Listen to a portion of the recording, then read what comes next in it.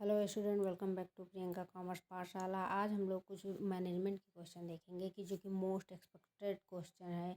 आप UP PGT और UGC net में ऐसे क्वेश्चन देख सकते हैं। तो हम स्टार्ट करते हैं। पहला क्वेश्चन है कि नियोजन क्या होता है, मतलब प्लानिंग क्या होती है। नियोजन को इंग्लिश में प्लानिंग बोलते हैं। प्लानिंग किस लिए की जाती है? प्लानिंग किस लिए की जाती है? भूतकाल के लिए, भविष्य के लिए, वर्तमान के लिए, या वन एंड थर्ड। इसका ऑप्शन से हैं। तो भूतकाल के लिए तो हम कोई प्लानिंग नहीं करते हैं, क्योंकि जो चीज़ बीत चुका है उसके लिए हम कोई भी प्लानिंग करेंगे नहीं। और वर्तमान जो हो रहा है उसमें हम क्या प्लानिंग करेंगे? जो हो रहा है वो एग्जैक्ट समय पे भी ये चीज़ हो रहा है तो हम उसके लिए प्लानिंग कोई नहीं कर सकते हैं। हम प्लानिंग करते हैं भविष्य के लिए, कि हम फ्यूचर प्लानिंग करते हैं। जो चीज़ आगे होने वाली है उसको हम कैसे अच्छे तरीके से करें, उसके लिए हम फ्यूचर के लिए ही प्लानिंग कर सकते हैं। और पिछले और जो हो रहा है उसके लिए हम कोई प्लानिंग नहीं करते। तो नियोजन जो है वो फ्यूचर काल से या भविष्य काल से ही निर्धारित होती है। नेक्स्ट क्वेश्चन है, नियोजन भविष्य को पकड़ने के लिए एक पिंजरा है। नियोजन भविष्य को पकड़ने के लिए एक पिंजरा है। इसको ये कथन किसने कहा था? ये कथन कहा था एलन साहब ने। एलन साहब ने ये कथन कहा था कि नियोजन भविष्य को पकड़ने की वजह है, क्योंकि हम प्लानिंग कोई भी प्लानिंग करते हैं तो वो फ्यूचर ओरिएंटेड प्लानिंग ही होती है। नेक्स्ट क्वेश्चन है, निम्नलिखित में से कौन सा कथन सही नहीं है? इस पर ध्यान दीजिए। सही नहीं है, क्योंकि हम यहीं पे गलती करते हैं। क्वेश्चन पढ़ने में हम जल्दबाजी करते हैं और सही है या सही नहीं है में ध्यान नहीं देते हैं।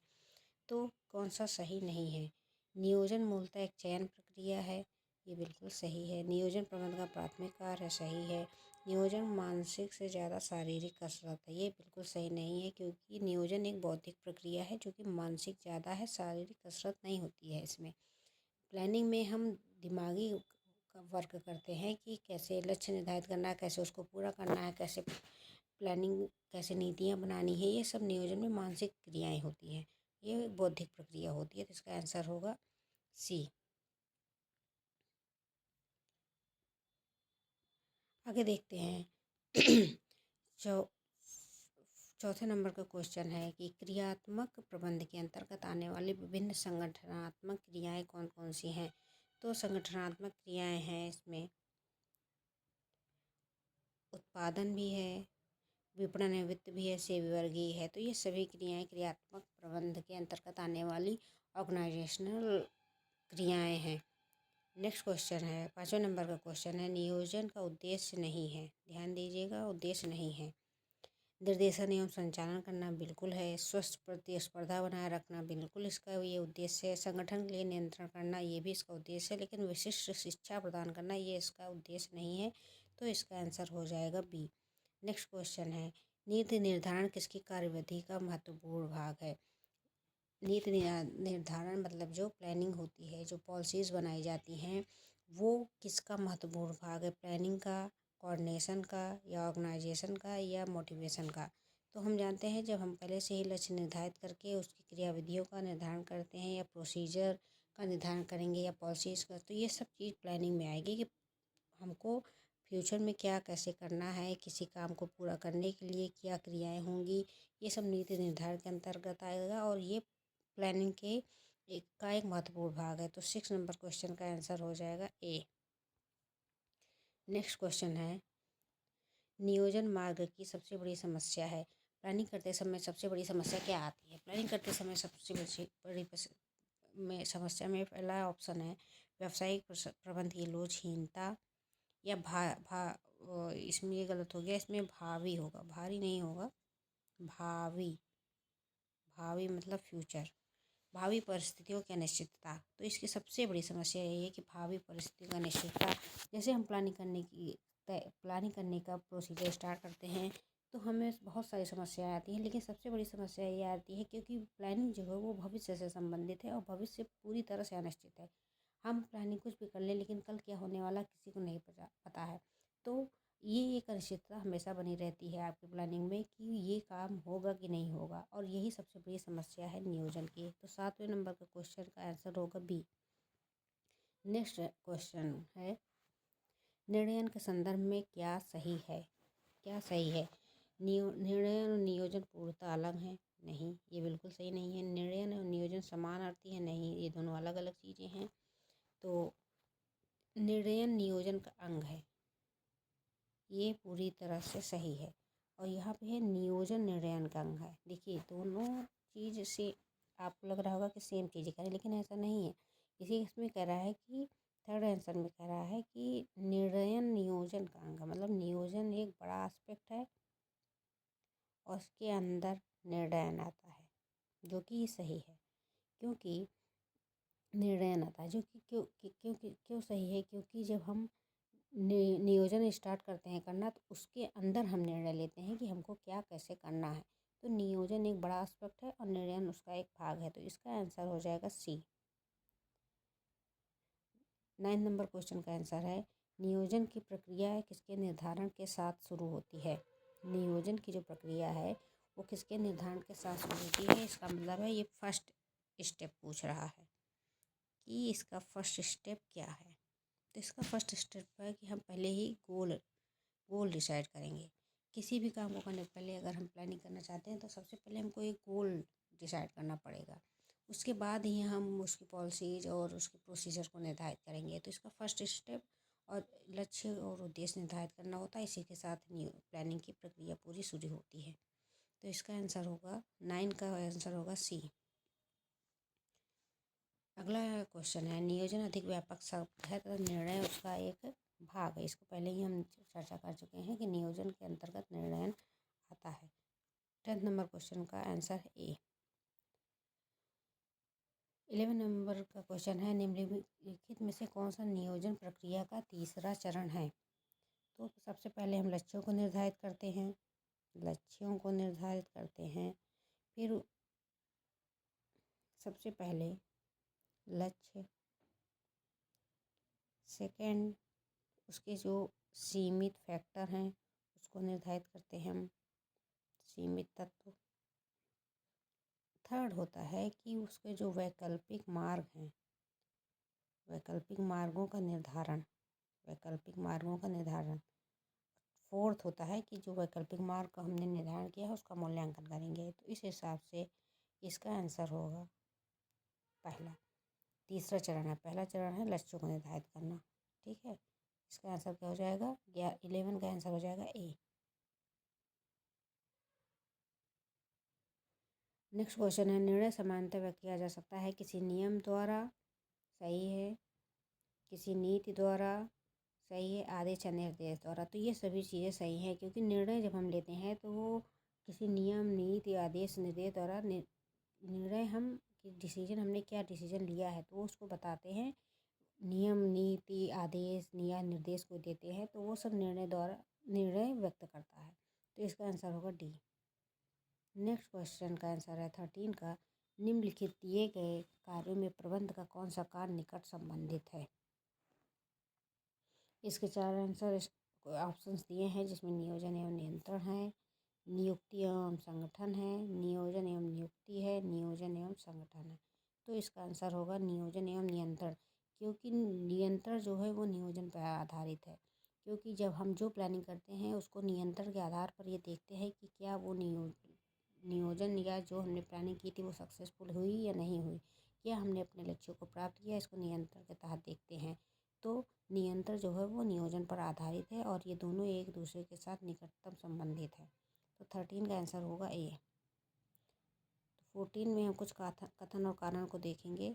तो इसका है 14 क्वेश्चन है, इसमें कहता है भविष्य निश्चित है। ये पूरी तरह से सही है। नियोजन भविष्य में क्या करना है ये बताता है। तो ये दोनों सही, ए भी सही है और बी भी सही है। भविष्य निश्चित है, सही है पूरी तरह से। और नियोजन भविष्य में क्या करना है बताता है। तो ए और बी दोनों सही है। तो इसका आंसर होगा ए और बी दोनों सही है और ए आर की पूरी तरह से व्याख्या करता है। तो इसका आंसर होगा 1।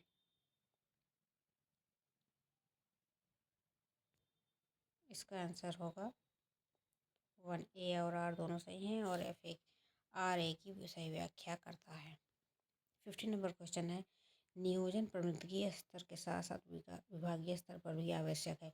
प्लानिंग चाहे जहाँ हो, सभी स्तर पे प्लानिंग होती है, सभी स्तर पे लक्ष्य निर्धारित होते हैं, सभी स्तर पे उस लक्ष्य को प्राप्त करने के लिए कार्यविधियाँ तय होती हैं।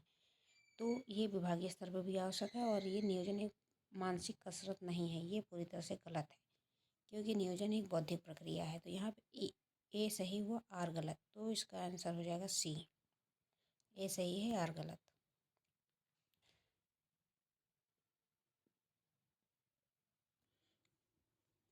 नियोजन 60 नंबर क्वेश्चन है।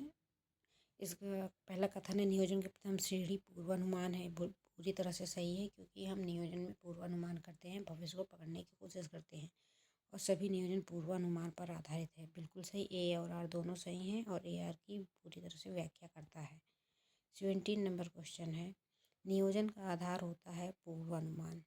जैसा कि पहले ही क्वेश्चन में हमने देखा है, तो नियोजन का आधार पूर्वानुमान है, तो 17 का ए हो गया। नेक्स्ट, संगठन का सबसे लोकप्रिय प्रारूप है कार्यात्मक संगठन, फंक्शनल ऑर्गेनाइजेशन, जिसको टेलर साहब ने दिया था। कि इसमें विशिष्टीकरण पर ध्यान दिया जाता है कि जो जिस काम के लिए योग्य है उसको उसी काम को करने दिया जाए। 18 का सी हो गया। 18 का सी आंसर हो गया। नेक्स्ट है 19, उद्देश्य द्वारा प्रबंध का चरण इनमें से कौन सा नहीं है। सबसे पहले ज़्यादा जरूरी है, जो पिछले क्लास में मैंने बताया था कि MBO, मैनेजमेंट बाय ऑब्जेक्टिव को बताया था, पीटर एफ ड्रकर।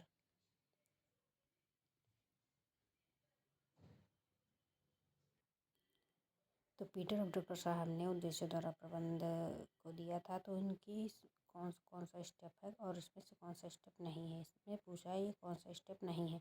लक्ष्य को परिभाषित करना बिल्कुल इसका स्टेप है। समस्या की सही जानकारी प्राप्त करना, किसी भी काम को आप कर रहे हैं तो समस्या की सही जानकारी प्राप्त करना जरूरी है और परिणामों की समीक्षा का मूल्यांकन करना भी जरूरी है।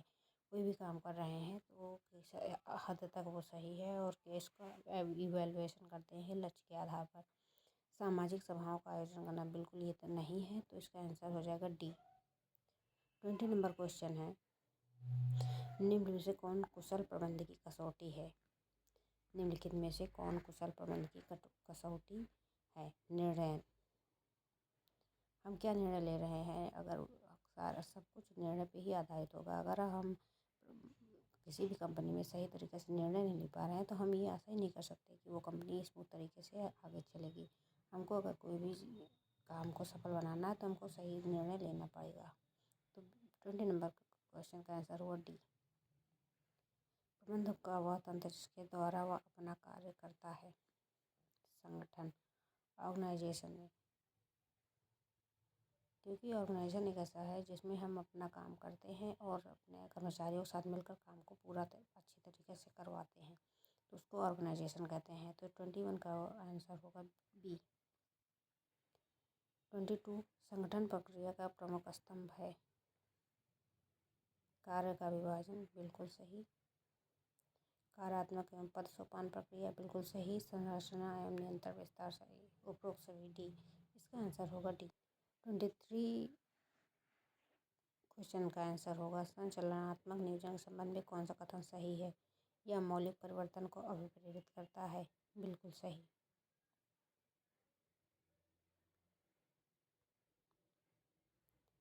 ये मौलिक परिवर्तन को अभिप्रेरित करता है।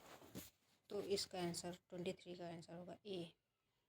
24 का, औपचारिक संगठन की हानि नहीं है। औपचारिक संगठन, सबसे पहले तो हम ये जानेंगे कि औपचारिक संगठन क्या होता है। औपचारिक संगठन वो है जिसमें पद, अधिकार, दायित्व सभी कुछ एक फिक्स क्राइटेरिया में होते हैं। सबका एक ढांचा निर्धारित होता है कि कौन कैसे काम करेगा, कौन कितना काम करेगा, कौन किसके प्रति लायबल होगा, सब कुछ औपचारिक संगठन में तय होता है। तो इसकी हानि कौन सी नहीं है, विशिष्टीकरण, क्योंकि इससे विशिष्टीकरण तो इसका लाभ हुआ ना कि अगर हम औपचारिक संगठन में जिसको जो योग्य है उसको वो काम दे रहे हैं तो ये विशिष्टीकरण है और ये उसका एक लाभ होता है। नेक्स्ट क्वेश्चन है, निम्नलिखित में से नियुक्तिकरण मतलब स्टाफिंग, इसमें हम किसी कर्मचारियों को नियुक्ति करते हैं तो उसके कई स्टेप होते हैं, भर्ती, चयन, तो ये सब नियुक्तिकरण में आता है। तो उसमें कौन सा सत्या एक प्रबंधकीय प्रक्रिया है। बिल्कुल सही। स्थिर प्रक्रिया है बिल्कुल नहीं, ये एक डायनामिक प्रक्रिया होती है। क्योंकि हम परिस्थिति के अनुसार ही सारा काम करते हैं। तो 25 का आंसर होगा बी। तो आज हमने 25 क्वेश्चन को देखे जो मोस्ट एक्सपेक्टेड क्वेश्चन है, और ये मोस्ट फ्रिक्वेंटली आस्क्ड क्वेश्चन है। ये कई बार एग्ज़ाम में आते रहते हैं। अगर आपको ऐसे ही और वीडियो चाहिए तो प्लीज़ लाइक शेयर कमेंट कीजिए, सब्सक्राइब कीजिए। Thank you.